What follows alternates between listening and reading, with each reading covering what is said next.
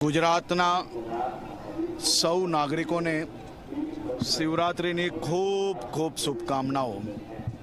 આજે સોમનાથ દાદાના દર્શન કરી રાજ્યના સૌ નાગરિકોની સુખાકારી શાંતિ સલામતી બની રહે તેવી પ્રાર્થના કરી પૂજા અર્ચના કરવાનો અવસર મળ્યો।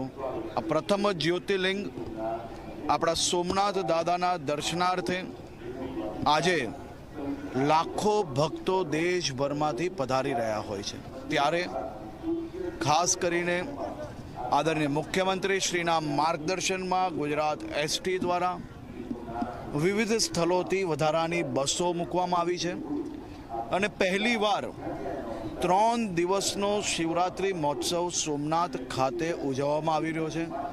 ખૂબ મોટી સંખ્યામાં ભારતીય લોકો આ ઉત્સવમાં જોડાઈ રહ્યા છે। દેશભરના અનેક કલાકારો આ ઉત્સવમાં ભાગ લઈ રહ્યા છે।